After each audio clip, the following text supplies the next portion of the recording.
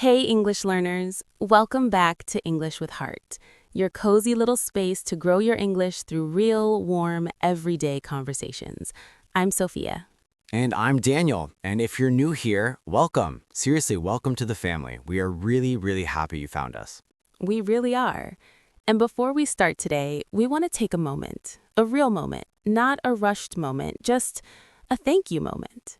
Yes, because if you've been here before, if you've left a comment, if you've come back again, even on a slow day, that means something to us. That means a lot. It does, because every time you listen, every time you show up for your English, even when you're tired, even when you don't understand every word, you're building something. Quietly, slowly, but you're building it. And we see that. We really do. And we know some of you ask this question. Maybe you've never asked it out loud, but it's there in the back of your mind. And the question is just listening really enough? Am I actually improving if I only listen and don't speak yet? And I want to answer that very clearly. Yes, 100% yes. Please don't underestimate what listening is doing for you right now.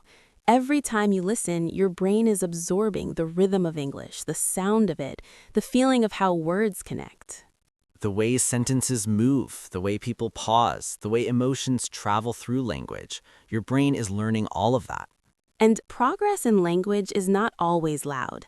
Sometimes it's invisible at first. Maybe last month this felt fast, and now it feels a little slower. Maybe some words feel familiar now that didn't before. That is progress, real progress. So please keep listening, keep coming back, and trust the process even when you can't see it yet. And today's topic, okay, Daniel suggested this one, and I immediately said yes. Because it's important, and honestly, it's a little personal for me. Today we are talking about kindness, specifically why kind people are actually the strongest people in the room. Not the loudest, not the most aggressive, the kindest. And I know what some people are thinking. Kind, that's soft, that's naive. That's what people say when they want to sound nice, but actually get nowhere in life. And that reaction, that's exactly what we're here to talk about, because that reaction is wrong. Respectfully wrong, but wrong. Very respectfully wrong. And today we're going to explore why kindness is not weakness, why it takes incredible strength to stay kind in a world that doesn't always reward it, and why kind people often carry a quiet power that most people never see coming. And as always, while we talk, you'll hear useful English words, phrases, and expressions naturally inside the conversation. Don't worry about catching every single one right now. Yes, this is a B2 level episode, so relax. You don't need to understand every word on the first listen. Just let the conversation flow. Let the English come to you. And later in the episode, we'll have our word tour, where we slow down and go through some of the most useful vocabulary from today in a simple, clear way. So stay with us for that. There are some really beautiful words in this episode. And before we begin, we have a question for you, our comment challenge for today. Tell us, has kindness ever been mistaken for weakness in your life? Or has a kind person ever surprised you with their strength? Write it in the comments. Even one sentence. We read every single one. Every single one. Okay, let's begin. Okay, so I want to start with something honest. I used to be one of those people. One of what people? One of the people who thought kind people were a little, I don't know, naive. Like the world is difficult, and being soft doesn't help you survive it. Where did that idea come from, do you think? Honestly, I think it came from watching people get taken advantage of. You know, someone is generous, someone is patient, someone always forgives, and then other people just use that. They take from it. And I thought, okay, being kind just makes you a target. That's such a common way to see it. And I understand it, I really do. But I think it's missing something important. What is it missing? It's confusing kindness with a lack of boundaries. Those are two completely different things. A person can be deeply kind and still have very clear limits about what they will and won't accept. Oh, say more about that. Well, kindness is about how you treat people. Boundaries are about how you protect yourself. You can do both at the same time. In fact, the strongest kind people I know are exactly like that. They're warm, they're generous, they're patient. But if you cross a certain line, they see it immediately, and they respond with total clarity. That's actually really different from how I used to think about it. I thought being kind meant accepting everything. And I think that misunderstanding is part of why kind people get underestimated so often. Yes, because when someone is loud, aggressive, quick to react, people immediately think power. But when someone stays calm, stays warm, stays kind even in a difficult moment, people sometimes think easy target. When actually, that calm, that kindness might be the most intentional and disciplined thing in the room. Intentional. I love that word here because kindness doesn't just happen, it's a choice, especially when someone isn't being kind to you. Exactly. And choosing kindness when it's hard, that is not weakness. That is one of the most difficult things a person can do. So let's talk about what kindness actually requires because I think most people have no idea how much is happening under the surface. Right. From the outside, a kind person can look very effortless, like they just naturally say the right thing, help the right person, respond gently even when things are tense. But inside? Inside, they might be doing enormous work, managing their own reaction, choosing their words carefully, deciding not to match someone's bad energy, deciding to give someone the benefit of the doubt even when it's not easy. The benefit of the doubt. That's such a good phrase for this. It means you assume the best about someone even when you could assume the worst. Yes, and that takes emotional maturity. You have to be secure enough in yourself to not need to win every moment, not need to prove you were right, not need to make someone feel small so you feel bigger. Oof, that last one. Yes, that last one. Because honestly, a lot of what looks like strength, aggressive behavior, dominating conversations, being dismissive, is actually insecurity dressed up in loud clothing. That's beautifully said. Real confidence doesn't need to diminish others. Real strength doesn't need to announce itself. Whereas a kind person, they've usually already done a lot of inner work. They've faced their own ego. They've chosen again and again to respond instead of just react. And responding instead of reacting, that is self-regulation, managing what you feel so it doesn't manage you. Which is exhausting sometimes, honestly. I've been trying to build that muscle for years. It is hard, and that's the point, isn't it? It's not easy. So the next time you see someone being consistently kind, especially when moments kindness costs something, remember that you're watching someone exercise a very advanced skill. Not someone who doesn't know better, someone who knows exactly what they're doing. But here's the honest question, because we should ask it. The world doesn't always reward kindness. Sometimes kind people do get taken advantage of. Sometimes aggressive people do get ahead. So why choose kindness? I've thought about this a lot, actually. What did you come to? I think there are two ways to look at strength. There's the kind that other people can see immediately, power, status, dominance, and then there's the kind that builds over a long time, trust, loyalty, real connection, the kind of strength that makes people come back to you, open up to you, want to work with you. And which kind lasts longer? The second one, always the second one. You can intimidate people into following you for a while, but you can't force genuine loyalty. That only grows when people feel safe around you, when they trust that you won't use their vulnerability against them. And that's exactly what kind people build. Slowly, quietly, without even trying to build it. Yes, and I think that's connecting to something very real for English learners, too. Yes, tell me. Because learning a language makes you vulnerable. You make mistakes in front of people. You say the wrong word. You pause too long. You know what you want to say, but can't quite get there yet. And that takes courage, real courage. It does, and the kindest thing you can do for yourself in those moments is not to be harsh with yourself, not to say, I'm so stupid, why can't I just say this correctly?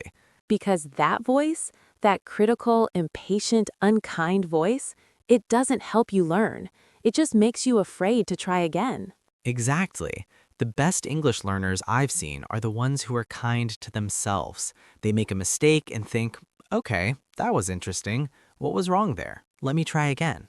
Curiosity instead of shame. That's such a healthier relationship with learning. And I also think be kind to other learners too. When someone speaks English slowly or pauses to think or makes a grammar mistake, that person is brave. They're trying. That deserves respect, not judgment. Absolutely, because speaking slowly and carefully is not a sign of weakness in English. It's a sign of thoughtfulness. It's a sign that you care about being understood. And honestly, some of the most articulate people I know take their time. They don't rush. They choose their words, and what comes out is always clearer and more meaningful. So, if someone is telling you to speak faster, to stop pausing, to just get the words out, maybe they're the ones missing the point. Respectfully. Very respectfully. Okay, I want to ask you something. Do you think kindness is something people are born with, or is it something life teaches them? I think both, but mostly the second one. Why? Because I think about the kindest people I know, and most of them have a history. They've been through something difficult. They know what it feels like to be dismissed, to be underestimated, to need help and not receive it. And so they make sure other people don't feel that way. Exactly. Their kindness has a root. It came from somewhere real. It's not just a personality trait. It's almost like a value they chose after being tested. I think that's so true. And I think that's also why forced kindness feels hollow. You can tell when someone is being polite because they have to be, versus when someone is being kind because they genuinely care. Yes, one is performance, the other is character. And character is built slowly, through experience, through choosing again and again to be the kind of person you wish you had met in your hardest moments. Oh, that's a really good way to put it. Being the person you needed because you know what it feels like to need that person and not find them. That gave me chills, honestly. Good chills, I hope. Good chills. And I think that's also why kind people are often the most perceptive people in the room. They notice things others don't. They notice who's struggling, who's quiet, who needs a little more patience that day. Because they've been that person, so they recognize it immediately. And that perceptiveness, that awareness, is a form of emotional intelligence that takes years to develop. It's not nothing. It's actually something very rare and very powerful. And maybe that's the quiet truth of today's whole conversation. Kindness is not the absence of strength. In many ways, it's the most refined form of it. Refined. I like that word because it suggests that it was worked on, that it didn't just appear, that someone somewhere made a series of difficult choices to get there. Exactly. And those choices deserve to be seen for what they are. Not soft, not naive, strong, quietly, deeply, genuinely strong. Okay, before we close, let's slow down for our word tour. Let's go back through some of the most beautiful and useful words from today's conversation. Yes, because today had some really strong vocabulary, words that help you talk about character, inner strength, and the way people treat each other. So let's take our time with them. Intentional, adjective, done on purpose with clear thought and meaning, not by accident, not just out of habit. Her kindness was intentional. She chose to respond gently even when she was tired. Being intentional about how you speak can change the whole tone of a conversation. Repeat. Intentional. Boundary. Noun. A personal limit. A line that shows what you will and will not accept from others. She was kind to everyone, but she had clear boundaries about how she expected to be treated. Setting a boundary is not unkind. It is honest and necessary. Repeat. Boundary. Benefit of the doubt. Phrase. Choosing to believe the best about someone even when you could assume the worst. He didn't know why she was late, but he gave her the benefit of the doubt and waited patiently. Giving someone the benefit of the doubt takes trust and a generous spirit. Repeat. Benefit of the doubt. Dismissive. Adjective. Treating something or someone as if they are not important or not worth your attention. He was dismissive of her idea, which made her feel invisible. A dismissive tone can end a conversation before it really begins. Repeat. Dismissive. Diminish. Verb. To make something or someone feel smaller, less important, or less valuable. Real confidence doesn't need to diminish others to feel big. She refused to let his rude comment diminish her sense of worth. Repeat. Diminish. Self-regulation. Noun. The ability to manage your emotions and reactions in a healthy, controlled way.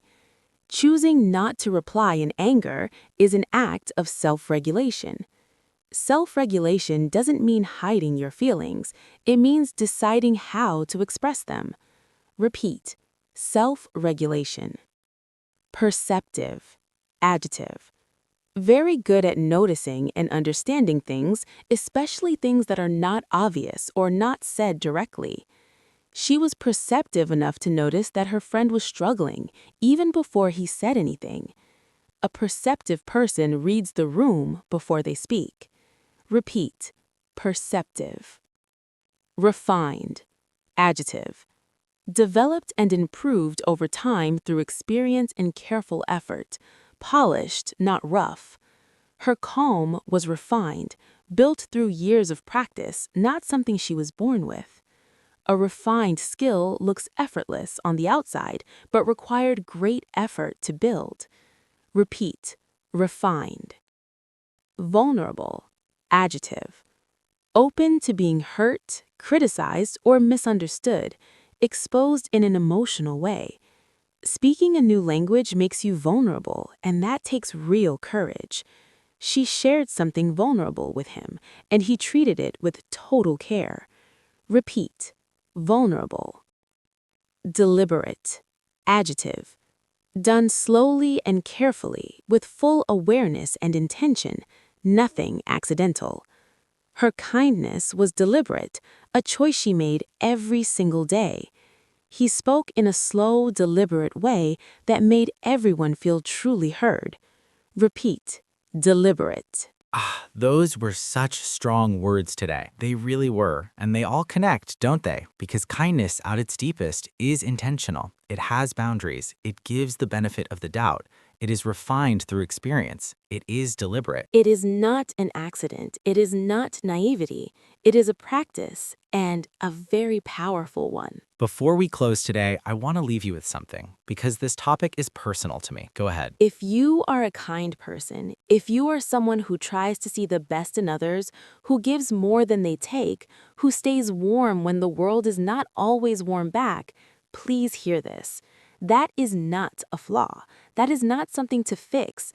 That is one of the most powerful things about you. And please stop apologizing for it. Yes, stop apologizing for being kind. Stop shrinking it because someone made you feel like it was naive. It is not naive. It is courageous. And the world needs more of it, not less. And for anyone listening who has been taken advantage of for being kind, that says everything about the other person and nothing about whether kindness was the right choice. It was still the right choice. It always is. Yes. Today's comment challenge, we really want to hear from you on this one. Has kindness ever been mistaken for weakness in your life? Or has a kind person surprised you with their strength? Tell us your story.